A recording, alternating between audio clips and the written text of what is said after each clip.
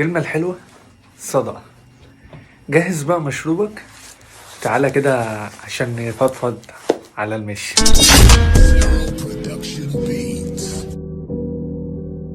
في وقت بيعدي علينا بنبقى محتاجين ولو الكلمة دي أول ما بنسمعها بتنور وشنا وتخلي عندنا طاقة. وأكتر وقت بتبقى محتاج تسمع فيه الكلمة دي الوقت اللي انت بتكون فيه في شغلك، لما تكون عامل مجهود وواهب كل طاقتك في شغلك، وقد ايه بتبقى فرحان بالكلمة دي. وقيس على كده بقى كتير، بقى مستنظر من مديرك او التيم انه يشجعك. ده بيقولوا عليه اسمه التقدير المعنوي.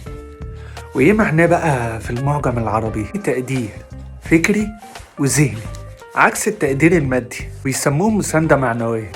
وده بيستخدموه أصحاب الشركات والمديرين، وبيبقى عبارة عن 3 أنواع.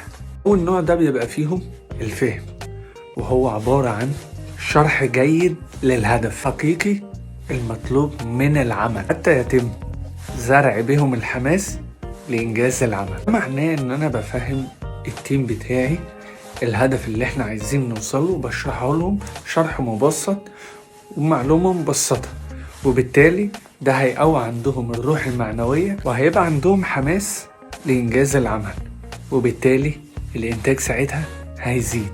تاني نوع هو التقدير الجماعي، وده عبارة عن إيه؟ وهو هنا الدور ده دور المديرين، وبيبتدي المدير يجتمع بالزملاء اللي معاه أو التيم اللي معاه، يبتدوا يعرضوا المجهودات اللي هي حصلت منهم خلال الفترة الماضية. ساعتها المدير بيبتدي يشكر كل التيم اللي كان معاه، وده اسمه التقدير الجماعي على الإنتاج. ثالث نوع بقى وهو لائحة الشرف، لوحة الشرف بمعنى أصح، ودي بيبقى فيها أسماء الموظفين اللي هم عملوا مجهودات في خلال الفترة الأخيرة. المجهودات دي أدت إلى زيادة الإنتاج ونجحت الشركة. فقد إيه كلنا بنبقى محتاجين نسمع الكلمة الحلوة سواء في حياتنا العملية أو حياتنا الشخصية. وعجبك الفيديو دي يا ريت يعني يكون في لايك وشير كتير، علشان يكون عندنا حافز ان احنا نعمل فيديوهات، نقدم افضل فيديوهات، ويكون سبب في نشر المعلومة بطريقة بسيطة.